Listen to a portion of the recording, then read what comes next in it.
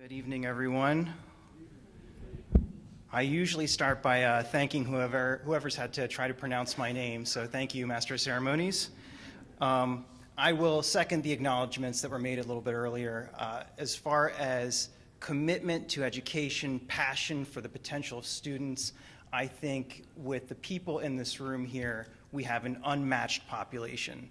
The presidents, the administrators, the parents, the family members, everybody in here and their commitment to the students is extraordinary. So thank you very much for being here tonight.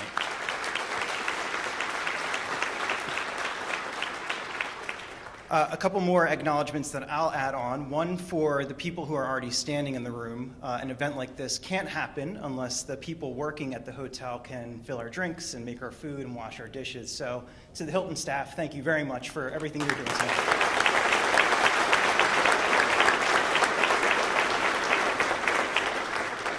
And one more. This one is for my wife, Jessica. As the Master of Ceremonies said, 6 or 7 years ago, I was in the seat that a lot of students are in tonight, and my wife had to work, and unfortunately she couldn't join us tonight. And I think there's probably a lot of people in the audience who are in a similar position where you want your family member or you want your special person to be here, but because of their commitment to putting food on the table and keeping the family going, they're not able to make it. So I feel like we've come full circle, and honey, I'm very glad that you're here tonight. So thank you very much for all the family members too. All right. But maybe most importantly, honored students, it is a pleasure to join you tonight and to serve as a speaker for this event. As I just said, I was in your position a few years ago, and as you can expect, I never ever imagined that I'd be up in front of you today giving this speech. So to the students, I am profoundly humbled. I consider myself very lucky, and I am very, very, very grateful for the opportunity. I am not one for formalities, so I'm going to rely on a time-tested approach and just talk you through a few stories. These stories are going to be about who I am and how I got to this stage, and I hope in hearing a few short stories, you're going to find that we have a lot in common. And since we're just getting to know each other, I'm going to start with one that breaks the ice a little bit. So this first story takes place in New York City. It's late winter, 2010, and New York is having one of its snowiest winters on record. I'm a new student at Columbia. I'm navigating a new campus, a new academic culture, and I'm living off of a dining plan that affords me only 2 meals a day. So most days, I would be one of the first people waiting outside the dining hall for them to open the door, and once they did, I'd scramble in and I'd run towards the hot food. Now at Columbia, they had this really liberal dining policy where meals were measured in an all-you-can-eat fashion. So at the entrance of the dining room, you would swipe your student ID, and then you were permitted to eat as much as you wanted until you left. So once you left, that would count as a meal or a swipe, so a lot of students refer to the meals as swipes. But to complicate things, you weren't allowed to take any meal out of the dining hall.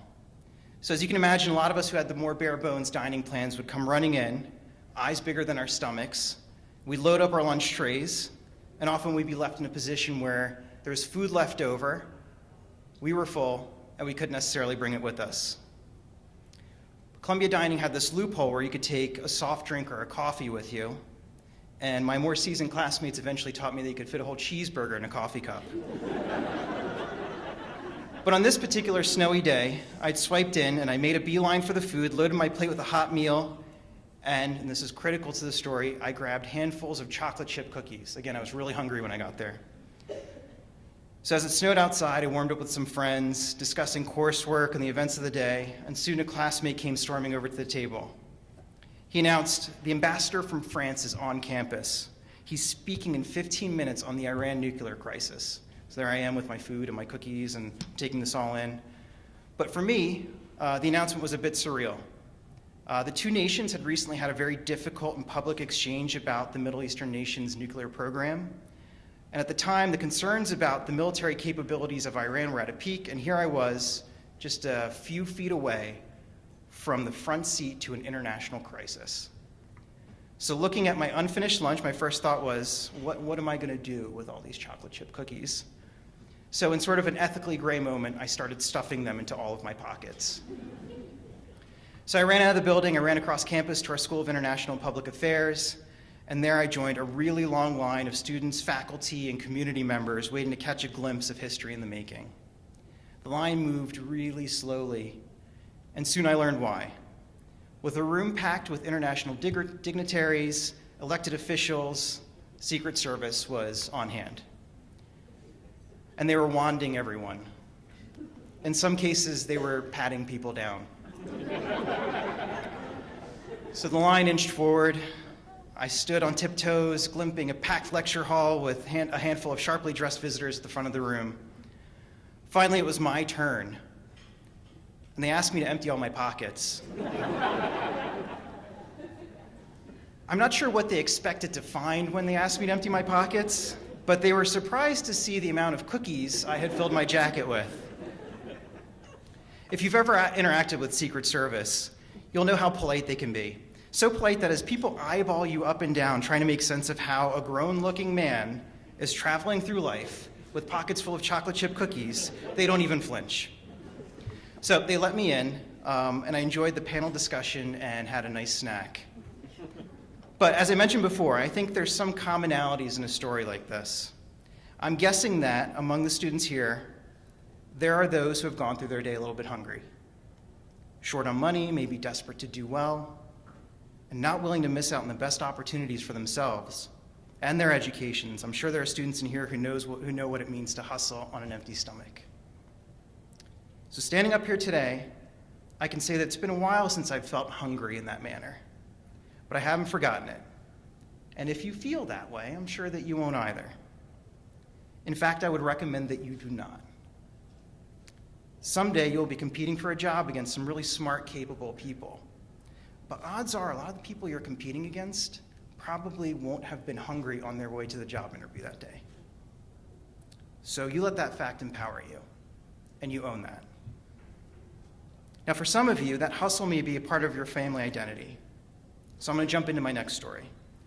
In the 1980s in Poland, where I was born, it was a socialist country, entirely under the control of the Soviet Union. My mom and dad were new parents seeking a little opportunity for themselves. And over the course of a few months, my dad got a working visa and managed to get out of Poland. After some more paperwork was processed, my mom was able to join him, bringing me along.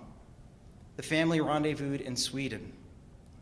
In Stockholm, my mom and dad worked with an American charity, the Lutheran Children and Family Service.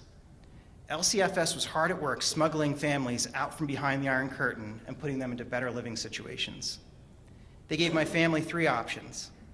We could pick a move to South Africa, Australia, or the United States. My parents were already leaning towards the US, but my dad, reflecting on what was the biggest decision of his life, walked to a nearby bookstore and wandered to an aisle with travel books. My dad did not speak or read any Swedish, so he managed to track down some help and got travel books about all of our potential destinations. He collected the stack of books and took a seat to reflect on his choice. All he could do was look at the pictures. One after the other, he examined each. On the cover of the book about South Africa, a pack of zebras wandered in a sunny field. On the cover of the book about Australia, a group of kangaroos hopped along in front of what used to be called Ayers Rock. And on the cover of the book about the United States, a convertible drove along Miami's South Beach with young guys and girls roller skating with surfboards under their arms. According to my dad, at that point, he had enough information to make his choice. So we packed up the few things that we owned and took the $100 that we had to our family's name when we left for the US. We soon arrived in a small town outside of Fort Myers, Florida. A generous family of snowbirds had donated their beach house to refugees, part of the LCFS program. The charity got my dad a job at a grocery store, stocking the shelves. Soon after, he got another job working at a makeup factory, operating a machine that filled the lipstick tubes with lipstick. Each day was a grind, and my earliest memories of my parents are filled with examples of sheer grit and determination. And they're filled with examples of profound kindness. Pastor John Yost, the pastor at the Lutheran charity who brought us to the States, and I continue to exchange Christmas cards to this very day. I thank him every year for his kindness that he showed my family. And I use the grit in those early days to pay it all forward, however I can, whenever I can. Let's get back to the story. After a few hot months in Florida, my parents followed work opportunities north and we settled in the Philadelphia area. My dad would spend about the next 25 years working at a local school district doing maintenance work. So looking out into the audience, I get the sense that there's probably many of you who can say that life started with not too many luxuries or privileges that maybe some of your peers at your next financial or educational institution will enjoy. My parents really had nothing when they arrived here. And until we became resident aliens and eventually citizens, our refugee status was our only lifeline. And even when we did get the status of citizens, for years there was no safety net and there was no room for error. So they worked hard jobs, they worked long hours year after year. Now, if you've come from similar circumstances, again, you have been given a gift. Hard work is rarely discovered later on in life. It's something that's bred into you. Maybe you're raised by a single parent. Maybe they worked the night shift. Maybe they couldn't make it to all of your school functions. But they gave you an important edge in life. The edge of outworking others when the stakes are really high. Like the hunger example, when you're applying to transfer schools or jobs, know that you can deliver something that many of your competitors can't. Family history of guts. So let's get to one more story. Though my parents valued education, it seemed to have no real practical benefit for them. It wasn't necessarily a priority that I go to college. And growing up in a neighborhood where neighbors were drug dealers, I had no example of academic success in my day-to-day life. That is until a friend of mine started taking classes. My good friend Neil was a harmless troublemaker. I think you all know the type, especially the educators in the room. He was creative, he was intelligent, he had the courage to ask questions about just about anything. And at a certain point, he started taking art classes at a nearby community college. His passion for creative work eventually took him to the Fashion Institute of Technology in New York City, where he thrived as a standout student. I vividly remember watching his progress. I, at the time, working a couple of menial jobs, living with a bunch of roommates and hoping for something better, but not necessarily doing much about it. My dad was hoping that I would just get a good union job somewhere. And finally, and I don't remember what it was, something in me snapped. I got over whatever objections I had. I got my lousy car, and I drove over to Montgomery County Community College. I enrolled in a couple of courses, just things that interested me at first, and I went and I got my photo ID. I remember the feeling of holding that ID card in my hand and seeing my face and my name on it. I felt like I had crossed over into another phase of my life. Something inside me was changing, and on some level, I knew that I would forever be better for it. Now, if you're like me, maybe you got some unsolicited backhanded feedback from friends or family. Now, especially if there's no precedent for it in a neighborhood or a family, people can be skeptical of what education does for you, especially if you're the first one going through the process. People across the spectrum are still misguidedly suspicious about returning students, or if you're a little bit older going back, people are quick to question you. So here's something I heard a few times. What's the point? Setting aside whatever misguided criticisms people have about education, I think they meant something different from what they were saying. When they said, what's the point? I think they really meant something along the lines of, if you're from a poor immigrant family and the cards are stacked against you, you can't break out of that system with an education. It's an unfair system. Or maybe they meant, don't remind me with your actions that I am living in some way defeated. But whatever it was, I pushed through that. My time at community college was hugely challenging. And I know those people watched me struggle through it. I had to juggle 2 jobs and my own growing drive to excel academically. This meant pushing the idea of quitting out of my head on a daily basis. This meant continuing to field questions and objections from friends and family. This meant believing about something inside of me, getting me out of bed after a few hours of sleep, going to work, going to class, and sometimes going back to work again. And like the students in this room, I didn't quit. And like the students in this room, a lot of people started to notice. I ended up getting an academic scholarship to Montgomery County Community College. I became the editor-in-chief of our newspaper. I joined the Honors Club. I joined the Writers Club. I joined a number of activities. I was named to the All-PA academic team. I was a Coca-Cola silver medal scholar. And then somehow I transferred to Columbia. I graduated from Columbia near the top of my class with Latin honors. I earned departmental prizes in my major, was named a Phi Beta Kappa. And if you saw me smiling on graduation day, it's because I got a job. I joined Vanguard right after leaving school, starting in a rotational management program. I worked my way through that, earning a couple of promotions, and landing where I am today in our amazing portfolio review department. I'm on a team that helps create our global product offerings, launching mutual funds and ETFs around the world. It's a long way from a refugee status in the 1980s. So, to close, I want to make an offer to the students in the room. If there are two enduring themes in my life and my talk, it is grit and kindness. If you're here, it's because you have the grit, and someone around you has had the kindness to recognize you, nominate you, and lift you up to the next level. But the wonderful people at your community college only have so much time in a day. I've had a number of wonderful, impactful mentors who have made a wonderful, huge difference in my life. And if you are in need of one, I will be that guy for you.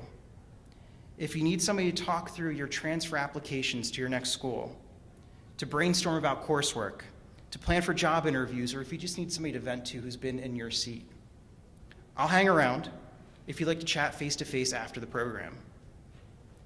But if you're unable to chat, I will now give you my email address. And my wife suggested that I come up with a new email address rather than just yelling my personal email address into a microphone in a public space. So here we go. And this isn't a plug for my resume or anything. silverscholar2009@gmail.com. silverscholar2009@gmail. That being said, to the wonderful educators, administrators in the room, thank you. And to the students, I am tremendously proud of you, and I have got your back. Just reach out. Thank you, everyone.